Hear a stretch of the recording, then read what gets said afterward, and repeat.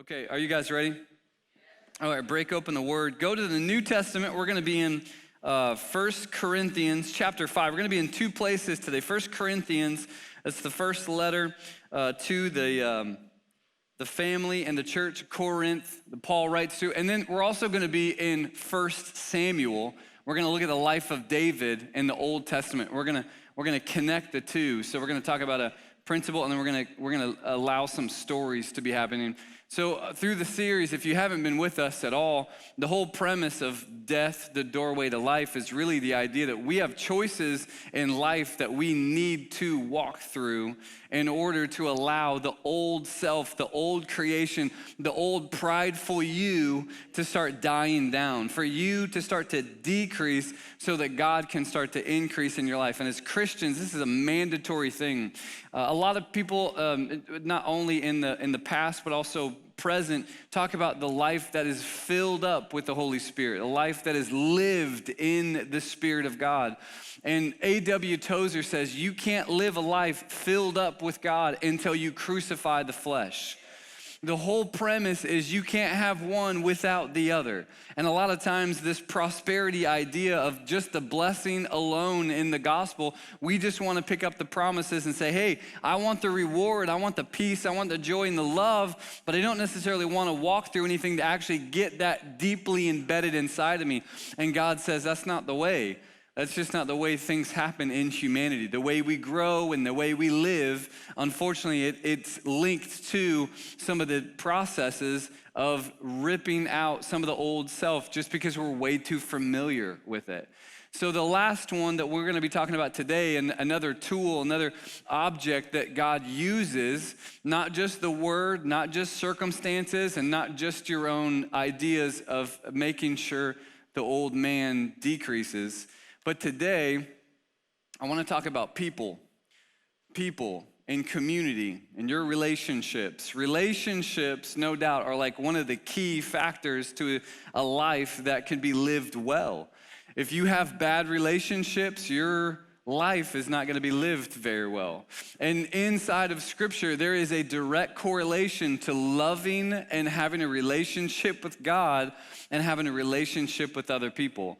And John, the apostle, later on writes an entire book, 1 John, in the back of your New Testament, and he actually says, don't ever say that you have a good relationship with God when you don't actually have good relationships with other people. And it's not just the idea that you have good relationships with other people that you like. Like you might be thinking, oh, I have good relationships with like one or two, maybe three other people that I really like to hang out with. That's not what he's saying. He's talking about if you don't have just a generic love for people, even the ones that annoy you, even the ones that get on your nerve, even the ones that don't think like you, that you think are your enemies, if you're not actively loving them, you're not allowing the old man to die down and actually giving something that is way too costly for you. God says, if you want to really see how your relationship with me has worked out, look at your relationship with other people. Are you freely forgiving? Are you being merciful to them? Because that's a sign that you're receiving mercy.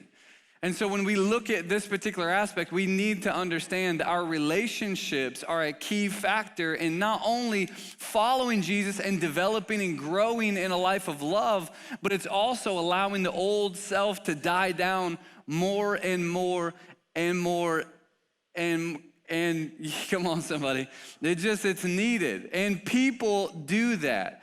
But what we usually do is we keep people at a distance when they get too close to us. Let's just get raw. Like I just want to be real with the soul things in our life right now. This particular message, I've been pretty honest with you guys over the past handful of weeks, but this one came from just like a few months where my wife and I were just in isolation. We just felt like we were just alone.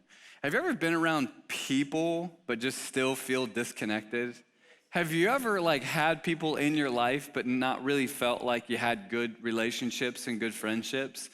It doesn't matter if it's over a handful of years of your life or just a little spectrum, just to get a taste of being isolated and alone, to recognize the need for good, healthy relationships. And what I want to talk to you about today there's two words that I want to talk to you about today.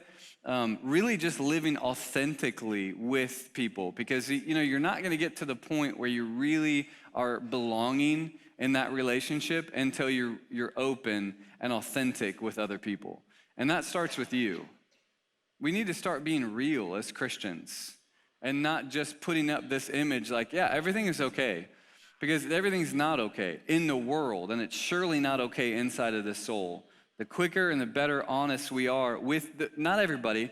Listen, your social media world doesn't need to know every little thing that happens to you, that you stub your toe and you have a hangnail and, oh, your life is drama. I'm talking about being real at the soul level with a handful of people, just a handful of people that we can do relationships with, that they know what's going on in your life, not just when you're taking vacation, but what's going on in your soul with a handful of different people so that you can live genuinely before them. And Paul talks about that. 1 Corinthians chapter 5, he gives this little paragraph that I want to read, and it's almost by way of parable or an illustration. So listen to what he's saying. He says, I love the way he starts out. Just go ahead and put that up there on verse number 6. Your boasting is not good. Don't you love Paul? He doesn't even beat around the bush. He's like, hey, listen, you want to know the issue? The issue is your pride. It's yourself. It's just, the old man needs to die down, all right? Your pastor should do a series about this. Call it The Death, the Doorway to Life, because I'm telling you, your boasting is not good, okay? Your boasting is not good. That's how he starts out in this little section. He says, do you not know, and then he asks a question, did you not know that just a little bit of that leaven leavens the whole lump? This is the parable, the illustration that and he gets this from, Jesus. Jesus does this all the time. He wants to make a kingdom principle really hit home. He's like, all right, what are you familiar with? You like cooking? You like bread? Come on, we're Americans. We love bread. You know what I'm saying? Fresh baked bread out of the oven, like the stuff that rises and it's really soft and it's airy. Come on, some of you just crumble it and steam comes out. Is it lunchtime? It's not. But that's what he's saying. This is what he's getting to. A little bit of that leaven leavens the whole lump. Verse 7, cleanse out. Man, you got to get rid of this. Cleanse out the old leaven that you may be a new lump, as you really are, unleavened. Listen, for Christ, the Passover lamb, has been sacrificed. Talking about this idea of Passover, Old Testament, communion. And then he says this, let us celebrate the festival, not with the old leaven, old way of doing things, which is malice and evil, doing relationships, like doing to others as they have done to you, giving people what they deserve, or just having these thoughts, ill intentions towards others. That's the old system. That's how you used to do relationships. That's how you used to live. He says, how about we do it a new way with the unleavened bread, will you say this with me? With sincerity and truth. Those two words, sincerity and truth. Sincerity is living in an authentic way in front of people so they know you and you know them. Live sincerely. And he gives a visual.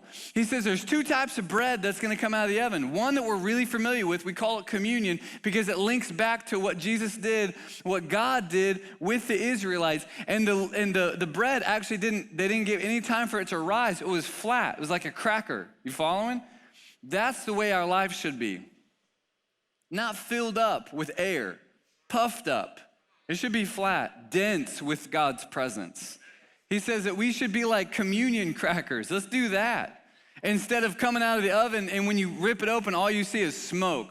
Whew, that'll preach right there, but that's not my message. We have to have this idea to say, just like Paul, knowledge, pride, it puffs up. But love builds up. We need to be in relationships where we can have this sincere connection with one another. This genuine, authentic connection with one another where we're just being wide open, just like naked of soul and unashamed. And so the people that we're doing life with can do the same. But at the same time, not leaving. I have some on my throat. I have my water back in the green room, or maybe someone could just bring me one. That'd be awesome. But he gives this picture of not just connecting with somebody, sincerely, genuinely, because you've had those relationships where you just pour it out. There's drama. There's issues going on there, but also speaking in truth. Thank you, Cameron. Appreciate that. but also speaking in truth. Because, at the same time, you can't just say, hey, let's connect, and I'm gonna tell you my problems, you tell me yours, but at the same time, not actually speak what we need to speak. There's two parts of the relationship that we need to do. Every single relationship that we have needs to connect right where we are, but also we need those friendships that will never leave us there. Call us to who God has seen us to be. Amen?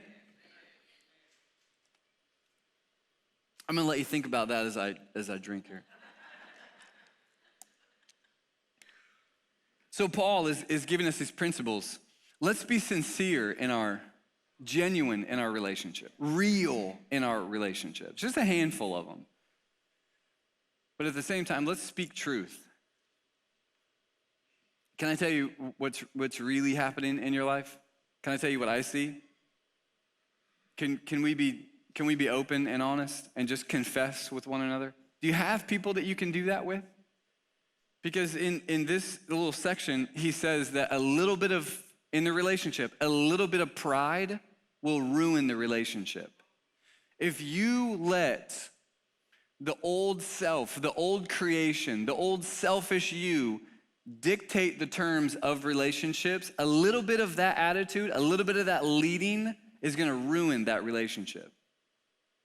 Listen to this, if you let your feelings lead the way in a relationship, it's a little bit of that practice will ruin the relationship. As followers of Jesus, we know that feelings and emotions are beneficial. They just shouldn't be leading the way.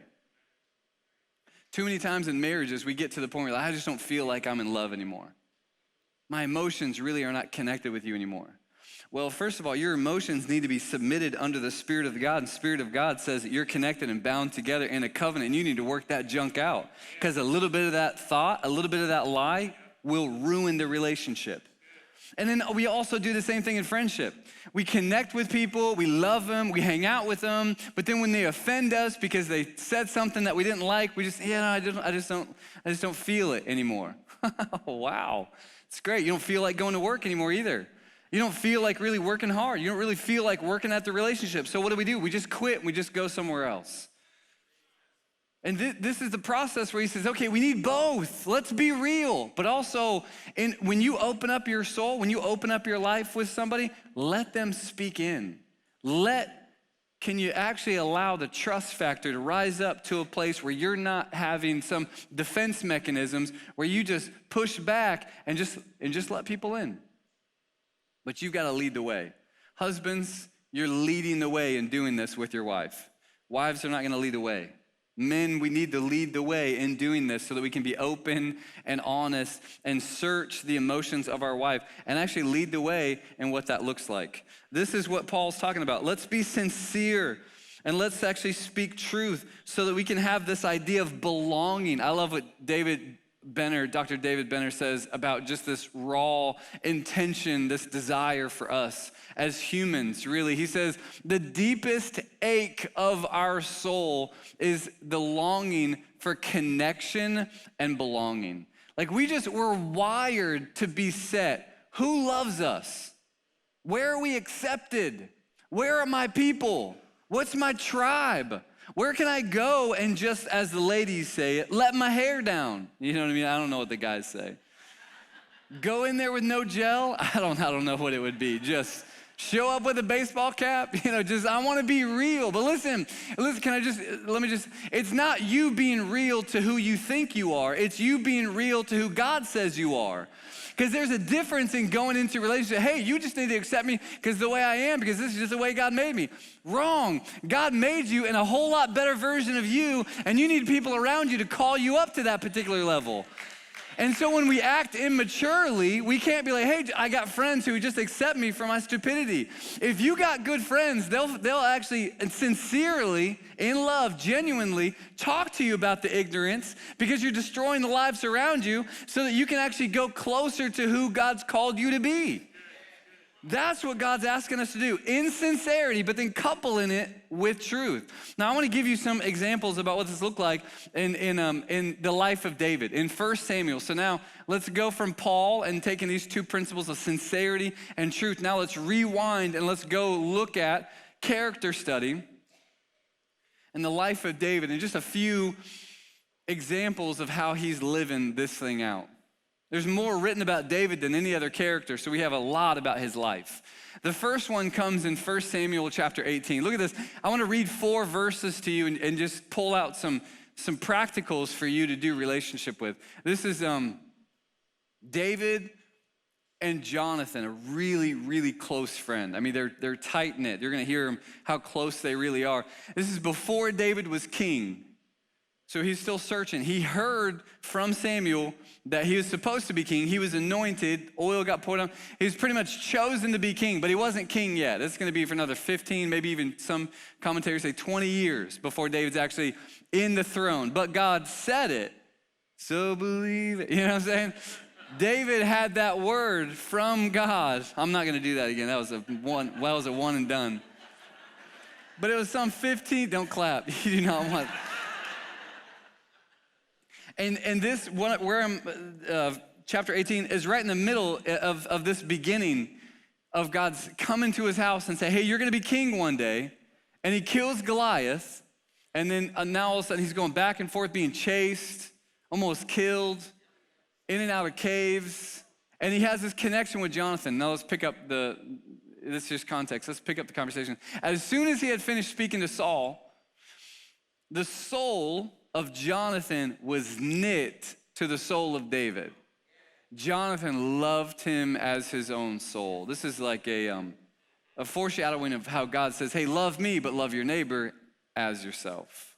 Jonathan's living this New Testament command out in the Old Testament. He loves David as his own soul. Keep going. And Saul took him that day and would not let him return to his father's house. But then listen what Jonathan did. Jonathan made a covenant with David. Covenant is just an Old Testament fancy word for saying committed relationship. Means you're putting terms on a relationship. I don't care what you're gonna do to me. I don't care what I'm gonna do. This relationship is sealed. I'm committed. We're gonna do it. Till death do us part, kind of an idea. That's a covenant. He's been making covenants with his people for a long time. Hey, I don't know what you're gonna do. You might run from me. I'm never gonna leave you. That's part of the covenant. I love you. It's unconditional. That's part of his covenant. So here Jonathan said, I'm making a covenant with David because this is not redundancies. He's just reinforcing this because he loved him as his own soul. Now let's keep going. Jonathan, this is the part that I wanted to get to. Jonathan stripped himself of the robe that was on him and gave it to David, and he stripped him of his armor. Jonathan took his armor off, even his sword, his bow, and his belt, and he gave it to David. Jonathan, the rightful heir to the throne. He's the prince. He's the next one in line. After his dad Saul either gives up his throne or dies, Jonathan's gonna sit in that seat. So he has the robe and he's a warrior just like David, and he has his armor. And Jonathan makes this gesture to take off his robe and give it to David. You need friends in your life that will allow the identity that God has spoken over your life to be reinforced. Don't forget who you are.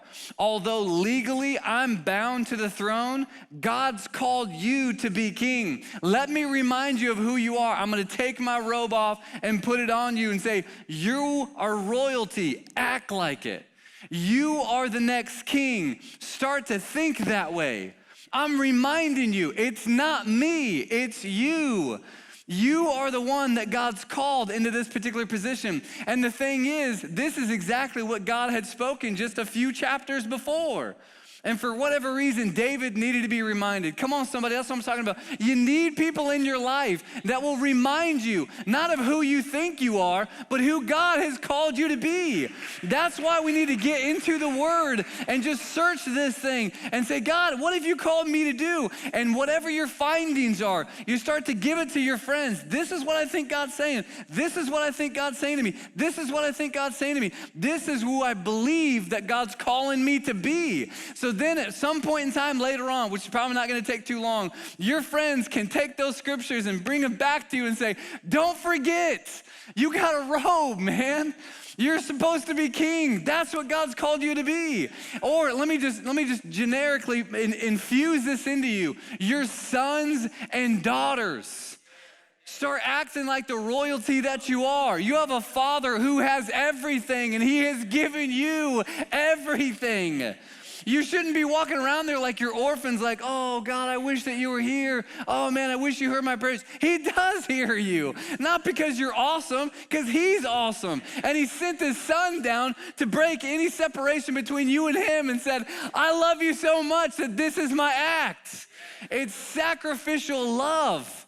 That's what relationships are built off, not comfort. This is hard. Guys, our relationship with God is hard. You're hanging out with someone who's invisible. Come on. This is not easy.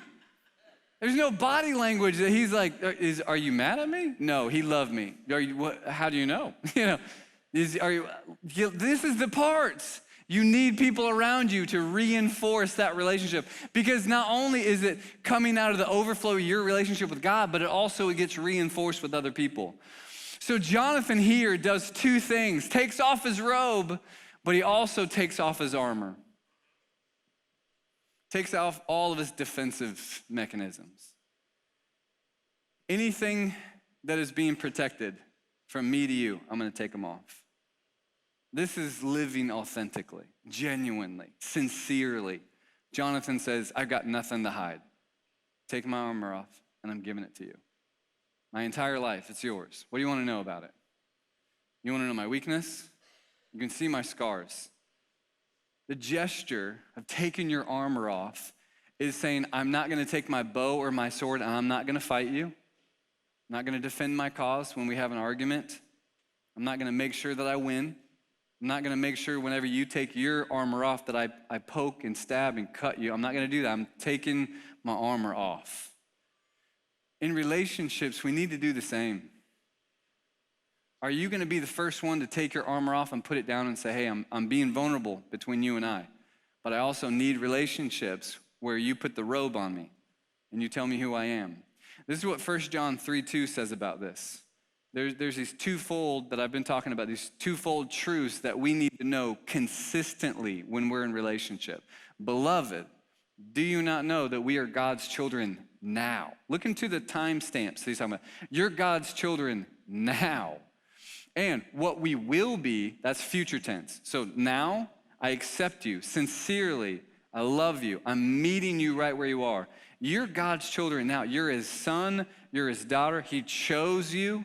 He loves you. But he says this, what we will be has not yet appeared. What we will be, you need to be reminded of. You will be king. You will be perfect. You're just not right now. You will be mature. Listen, you need people in your life to say, hey, you're a boy right now, and you're acting like a boy, and I love you, but start acting like the man that God's called you to be.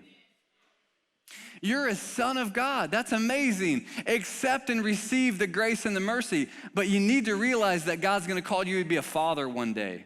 So don't stop when it comes to growing when you're a son. You're a daughter of God, but you're going to become one day. What you will appear is a woman of God, a mother, spiritually, biologically, whatever the case may be. You need people around you specifically to take the promises that God has spoken to you and remind you, this is who God has called you to be, but I accept you right where you are now. I'm just not going to leave you there. You need people to say, will you take your armor off? And will you allow me to put the robe on? Because you can't have one without the other. Take the armor off. You know how you get defensive? Yeah, take that off. You know how you try to defend your cause? Yes, take that off. You know how you always try to protect yourself? Yes, take it off. Let the walls come down. Take your armor off so that you can just be open and sincere and vulnerable. There's another reference of this relationship that happens inside of David's life. And I just want to share one more with you. It's a guy by the name of Nathan. It's a priest, a prophet, a pastor. He holds a really key relationship in David's life. And this one comes from 2 Samuel. So David's already king. He's sitting on the throne. He's ruling very well. Nations prospering. People are loving God. Finances are off, and everyone's being taken care of really well under his leadership. But David just makes some bad decisions. And this one in particular, when he should have been, as kings do, off to war, he was perusing the internet. He was looking over housetops, doing something that he wasn't supposed to be. Looking at somebody else's wife when he had a wife of his own. And nobody was around him. That's why we need friends. Hey, aren't you supposed to be off at war? Yeah, but I'm king. I can do what I want. Actually, you can't. You need to leave. You need to go. And so here the situation is, makes a really bad decision. So Nathan is a good friend. We need friends like Nathan. Nathan comes up to him and says, hey, can I tell you a story? You can imagine David, he's at that point in time, he's probably like on the edge of his throne, just kind of like twirling his sword and just kind of, hey, yeah, Nathan, come on. He's got access to David like nobody else. Doesn't have to have permission. There's no guards around. He's just probably just standing there. Yeah. Let me tell you a story. Sure, Nathan, go ahead. We talk all the time. Well, these two men, one rich, one poor. One guy has a ton of lambs, sheep, just slews of them. This other guy only has one. And there's a guest that came into town, and he wanted to stay there, so the rich man actually allowed him to come in. But what the rich man did is say, hey, I want to fix you dinner. And he came over to the poor man's house, only had one female lamb, took that lamb from him, slaughtered it so that this guy that was just sojourning could have dinner. They had a great dinner. He ate well that night. Can you believe this guy? The rich man took from the one that only had one lamb. And then you can imagine David's posture just stopped spinning, started to be captivated by the story. The injustice starts to ruminate in his heart as a king. And David's like, he did what? Here? Under my jurisdiction? Puts his sword aside. Absolutely not. As the Lord lives, that man should die. And he just looks at Nathan and said, pretty much like, carry out my orders. This is ridiculous. And Nathan, sincerely, I think, truthfully, I believe, looks back at David and said, you're that man. You're the one that stole somebody else's wife and then tried to kill him and did. And now you try to cover it up. And here's the amazing part. David's response wasn't to put his armor on and to go fight. Took his armor off, figuratively speaking, and said, you're right, that man is me. I've sinned before God and before you. And you want to know what came of it? One of the most sincere change of hearts psalms that we have. Psalm 51. Lord, don't let your spirit depart from me. Cleanse me with hyssop. Search me, God. I've done wrong. I've sinned before you and you alone. He pins a detailed Psalm 51 out of the deepest correction from Nathan that he's ever gotten. But here's the part that I want to share with you. After Nathan corrects him, because you need friends who can tell you the truth in sincerity, then he gets down and he starts prophesying to him. This is what the Lord's called you to be. And this is what he said in 2 Samuel chapter 12, verse 8. Look at this. This is what God says through Nathan to David. God says, I gave you your master's house and your master's wives. I gave all of them into your arms, and I gave you. Who gave? Who gave? Who gave? Who gave? The generosity of God over David's life. God's like, I gave this to you. I gave this to you. And he's not hurting. He's very proud of the fact that he's been so generous to David. I gave this to you. I gave you so much. Look at God's heart. I gave you this, the master's heart and the arms and his house over Israel and over Judah. And look at this. And if this were too little, I would have added this to you and much more. Look at all that I've given you. And if that was too little, I would have poured out so much more. I would have poured out so much more. This is God's heart for his people. He wants to abundantly fill you with his goodness and his possession of joy and love and contentment and peace and mercy right here. He wants to fill this house with good things. But our job, our responsibility is getting some people around us to say, I need to take the armor off to get rid of my old man so that I can start to make room for God again. So that he can start breathing life, and here he can pour out all good things to you. Have I not given this to you? Well, if this wasn't enough, I was going to give you a whole lot more.